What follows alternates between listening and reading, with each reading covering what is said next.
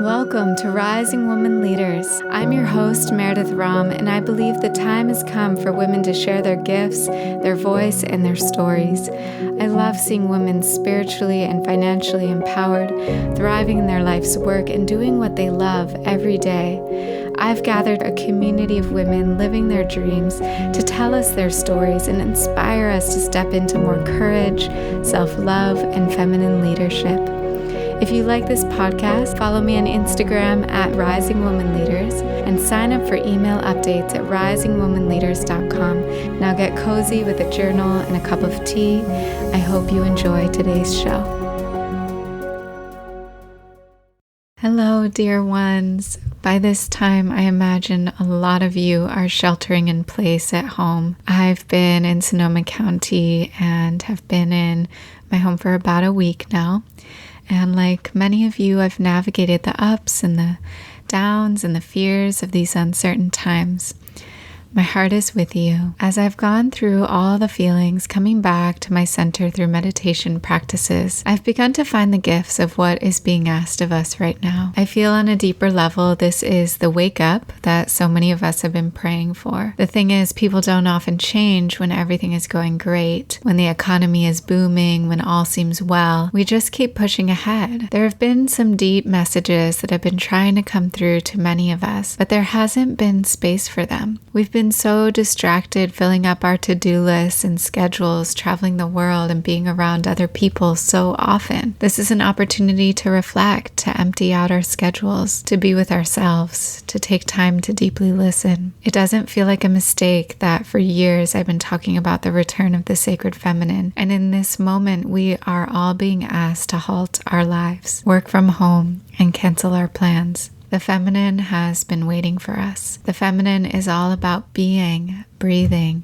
feeling, accepting, allowing, surrendering.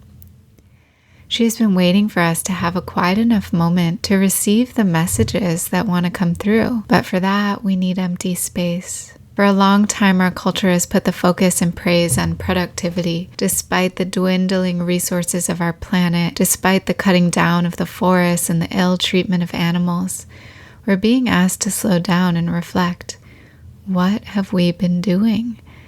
Now is an opportunity to change course. I invite you to ask, where do I really want to focus my time, my energy, my resources? Here are 8 messages I've received that I feel are the true gifts and invitations of this time. The first, embody the sacred feminine.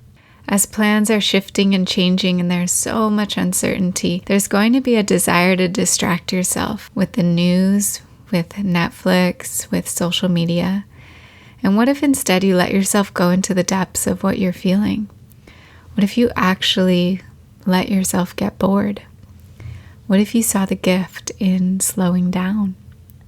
When we are in a state of endless productivity, there's no room for innovation. I remember a few years ago during the winter, I felt the call to go inward and intentionally took a month off of all social media and email. It was so liberating. New ideas and creativity were able to emerge because I gave myself the gift of empty space. I took time to take good care of my body, to eat healthy food, to meditate, breathe, and surrender.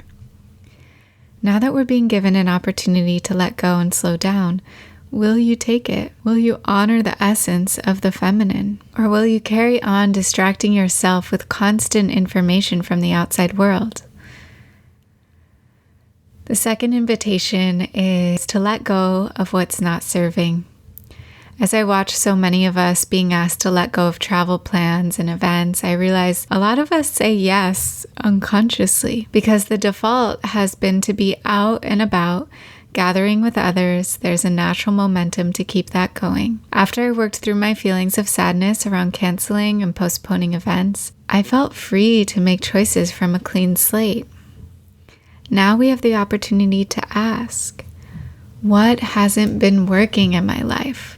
What am I ready to let go of? The coronavirus has been an opportunity for us to cancel and let go of things without all the stigma of letting people down.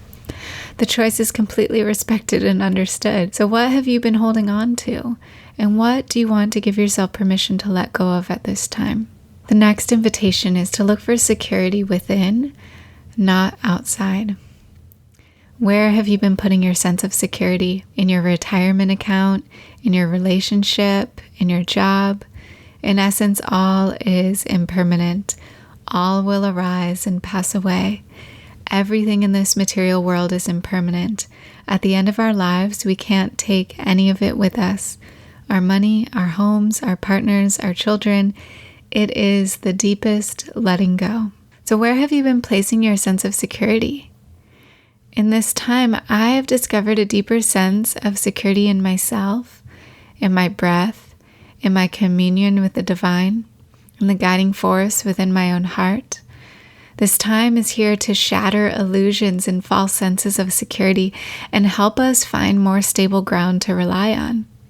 Your relationship with the divine, the love you hold for yourself, that is something no one can take away from you. The next gift or invitation is to practice better boundaries. As we've been asked to implement social distancing, avoiding hugs and handshaking, I've been reflecting on how much I've been unconsciously engaging in touch simply because of social norms. If I'm totally honest, I haven't been completely comfortable with how much hugging is a social norm where I live. And this is an opportunity for me to look at what I'm really comfortable with and what I'm not comfortable with, and to speak and honor my boundaries rather than unconsciously adhering to social norms. It's also been an opportunity to communicate with friends and loved ones if it doesn't feel like the best time to see each other or engage. Consent is so important, and we're being asked to step into even greater integrity and alignment with each other, and also to respect other people's wishes and boundaries without taking it personally. Where have you had blurry boundaries? And what boundaries do you want to begin implementing now? The next invitation is to share your message.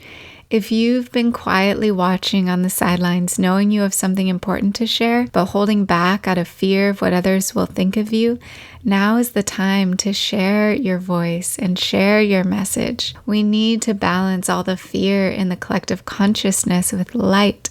There are many light workers on the planet at this time, but we need all of us to be spreading our messages of hope.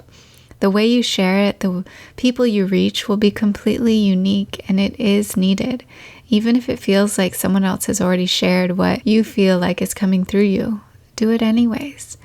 Now is the time to put service in front of our fear, to take time to write, to sing, to create art, and to share it with the world. Where have you been hiding?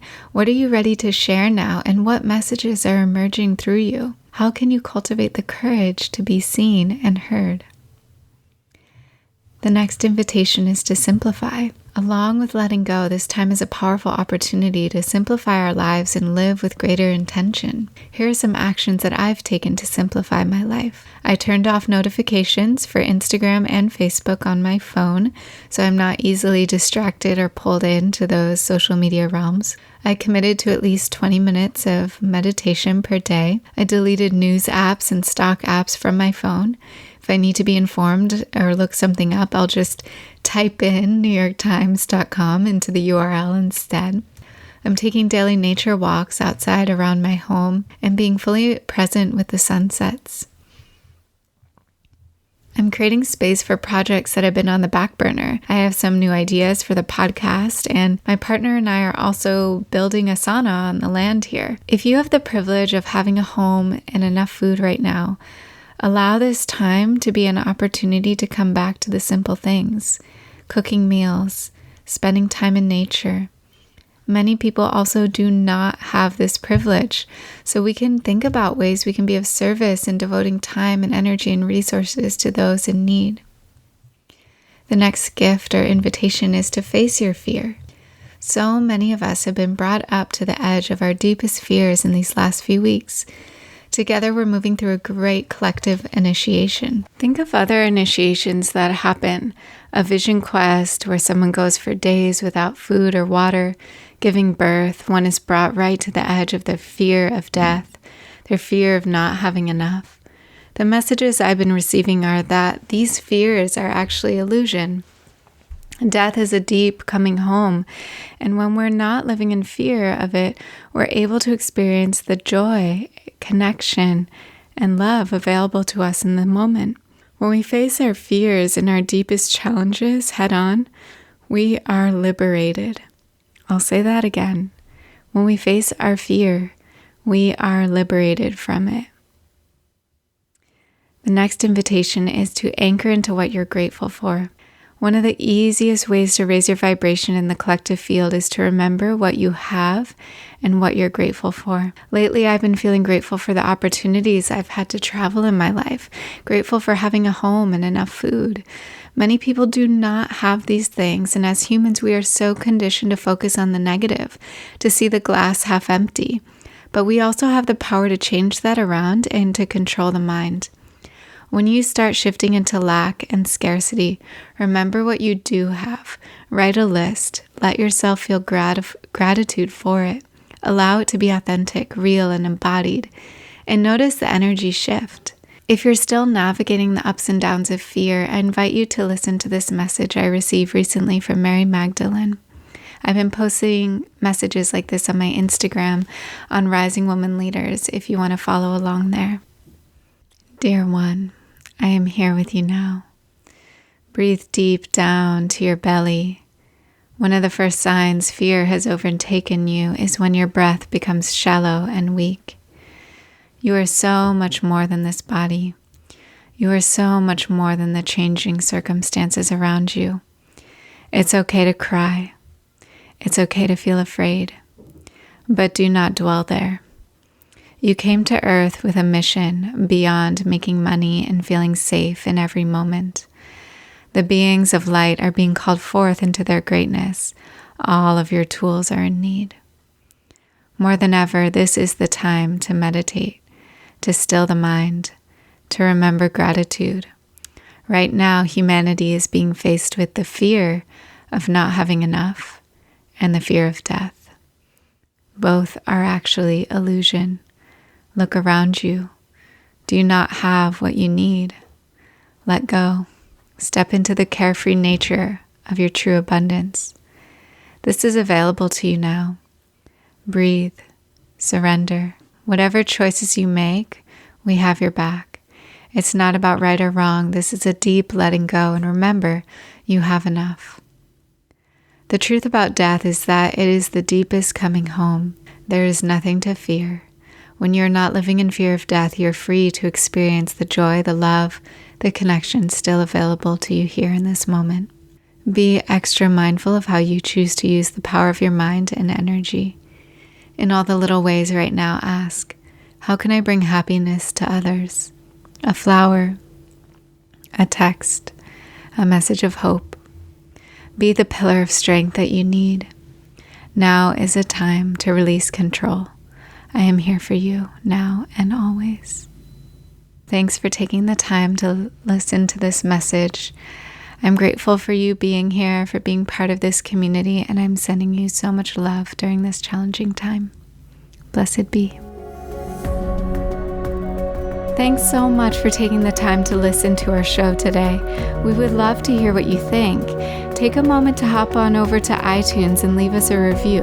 We'd be so grateful to receive it. Until next time, namaste.